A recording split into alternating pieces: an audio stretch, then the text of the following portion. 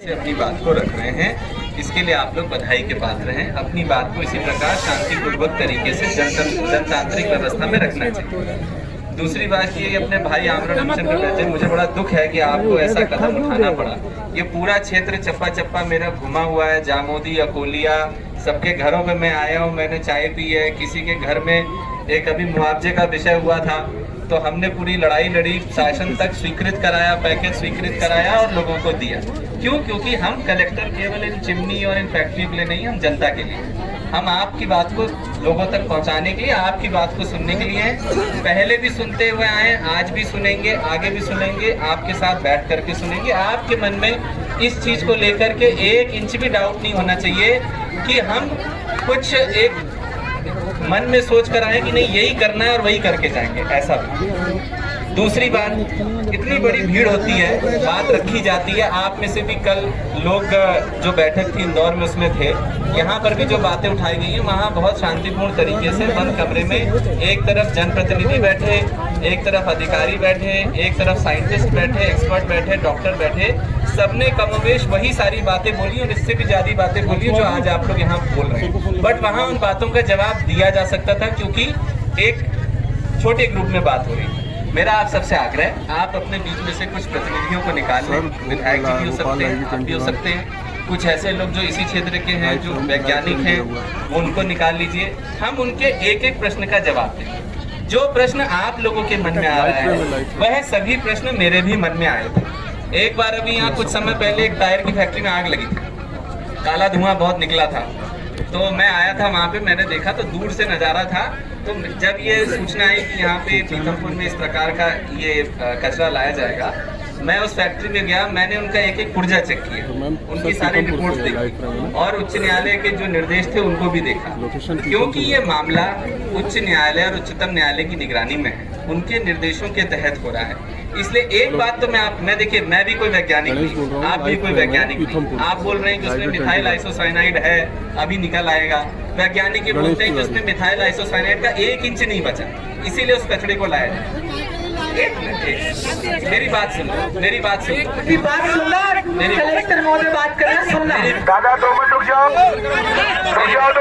मेरी बात सुन लो, मेरी बात सुन लो। यही जो बात मैं आपसे कहना चाहता हूँ कि जो बिंदु आपके प्रश्न हैं उनके हर एक बिंदु का, हर एक चीज का वैज्ञानिकों के पास जवाब है, जो कि जवाब उच्च न्यायालय में दिया गया था, इसीलिए ये निर्णय लिया गया। लेकिन फिर भी उस बात को आप तक पहुंचाने के लिए, आपके बीच में एक एक बात को रखने के लिए, और आपकी आज की जो बात है कि इसको ना किया जाए, उसको पहुंचाने का जो सेतु है वो हम आपकी भी बात सुनेंगे, आपकी भी बात ऊपर तक पहुंचाएंगे।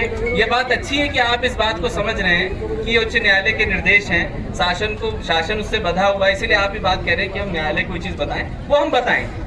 और जो बात वैज्ञानिकों ने निकाली है वो बात हम आज आप तक पहुंचाएंगे, आगे भी पहुंचाएंगे, आने वाले दिनों में पहुंचाएंगे। अगली बात ये हो गई कि जो कचरा वहाँ रखा गया है उसको हम अपनी कस्टडी में लें, तो मैं आपको आश्वस्त करता हूँ कि वो हमारी ही कस्टडी में है।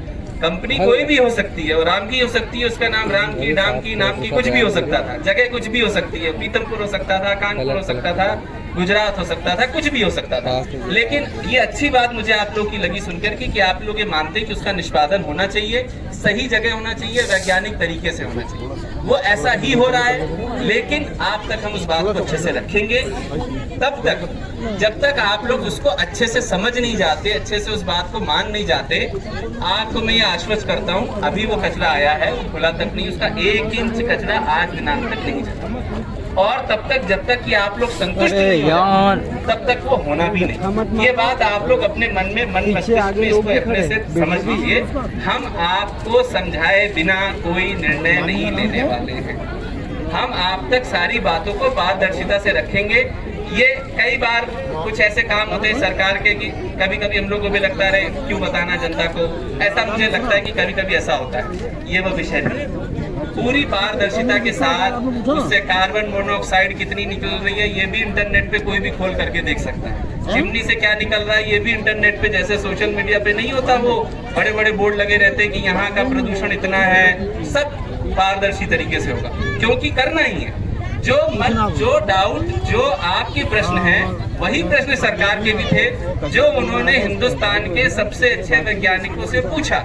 इसीलिए इस कार्य को करने में 40 साल लगे और वो बातें सब कोर्ट को बताई गई कि भाई ये वैज्ञानिकों की रिपोर्ट है। हिंदुस्तान के कल जो बैठक में जो लोग आए थे, जो केमिस्ट्री के प्रोफेसर आए थे, उनसे भी अच्छे स्तर के नीरी के विधायक जी जानते होंगे, IIT के, कानपुर के, सबकी बड़ी विस्तृत रिपोर्ट है। हम भी उसी पे निर्भर कर रहे हैं। एज कलेक्टर, अब जिला प्रतिनिधि होने के नाते आप लोगों तक बात पहुंचाने के लिए हम हिंदुस्तान के सबसे अच्छे वैज्ञानिकों की बात मान रहे हैं, क्योंकि कोर्ट भी उनकी बात मान रहा है। फिर भी आप तक उस बात को साधारण भाषा में लाने की जिम्मेदारी हमारी है। जब तक हम आपको कन्विंस नहीं कर लेंगे, तब तक आपको हम आश्वस्त करते हम आगे नहीं बढ़ेंगे। हम आपकी एक एक बात को जो आज आपने रखी उसको हम शासन तक पहुंचाएंगे। अध्यक्ष जी बैठे हुए हैं, आप सबको मैं जानकारी भी देना चाहूंगा। आप विधायक जी पिछले 1 महीने का अखबार खोल के देख लीजिएगा, कई बार इस बात को हम लोग जनप्रतिनिधियों के माध्यम से लेकर के नहीं एक महिलाएं शांत रहिए। फिर भी लड़कियां और माता बहनें शांत रहे, बात हो रही है भी शांत रहे। फिर भी आम जन में एक एक व्यक्ति तक हम इस बात को लेकर के चले। जहां तक बात लाठी डंडे की है, जो भी बात आप लोग कह रहे थे, देखिए हम DMSP हैं, हमारी सबसे बड़ी जिम्मेदारी है कानून व्यवस्था बनाए रखना। इतने बड़े झुंड में बहुत लोग शांति से बात सुन रहे हैं, तो वहां से कोई एक आदमी पत्थर चला देगा, उसको हमें पकड़ना पड़ेगा। आप लोगों की सुरक्षा के लिए पकड़ना पड़ेगा। हम कानून व्यवस्था आपकी सुरक्षा के लिए बनाते हैं। अभी मऊ नीमच रोड बंद है, वहाँ कोई एम्बुलेंस में कोई महिला, अभी यहाँ एक महिला बोल रही है, वहाँ कोई महिला मर सकती है चक्का जाम होने की वजह से। हम अगर कानून व्यवस्था नहीं बनाएंगे तो किसी का नुकसान हो सकता है। आप ये लड़ाई लोगों के स्वास्थ्य के लिए लड़ रहे हैं, अपने बाल बच्चों के लिए स्वास्थ्य के लिए लड़ रहे हैं। चक्का जाम करके किसी की मृत्यु नहीं होती, इसलिए चक्का जाम मत करिए। हम आपको बात एक एक इंच सुनेंगे, एक एक शब्द सुनेंगे, कोई बात नहीं छुपाएंगे आपसे। आप लोग कृपा करके अपना ये धरना प्रदर्शन इसको समाप्त करें और अपने में से कुछ प्रतिनिधियों को जो चुने हुए हो सकते हैं,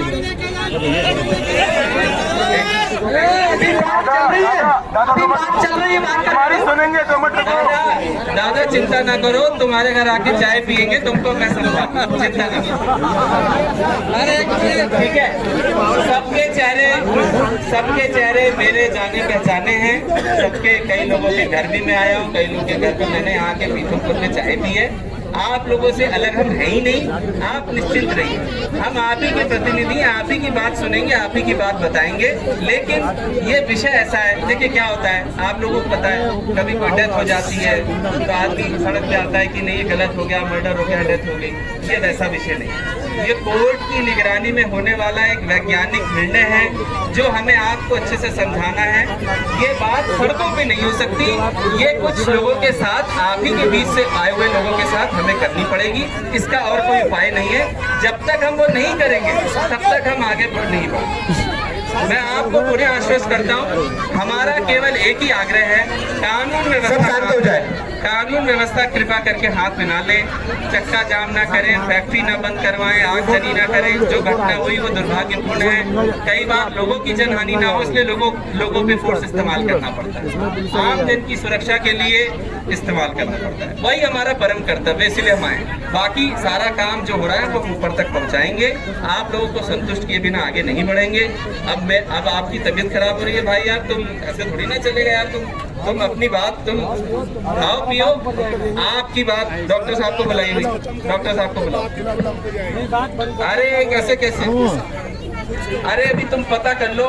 हम प्रशासन, मैं आपको आश्वस्त करता हूँ, प्रशासन इस मामले में उनमें से नहीं है कि आज आपसे बात कर दी, आप अपने घर चले गए और हम कह रहे अरे अब तो सब घर, कुछ नहीं। हम आपके साथ बैठेंगे, लेकिन बैठने की प्रक्रिया निर्धारित करनी पड़ेगी। कहाँ बैठेंगे, कितने लोग बैठेंगे, कैसे जन सुनवाई करेंगे, इसकी प्रक्रिया तो बनानी पड़ेगी। ठीक है ना, ऐसे तो नहीं कर सकते। आप अपनी बात बोलोगे, हम अपनी बात बोलेंगे, ये चलता रहेगा। इसलिए सबको समझाइए। डॉक्टर साहब को बुलाइए।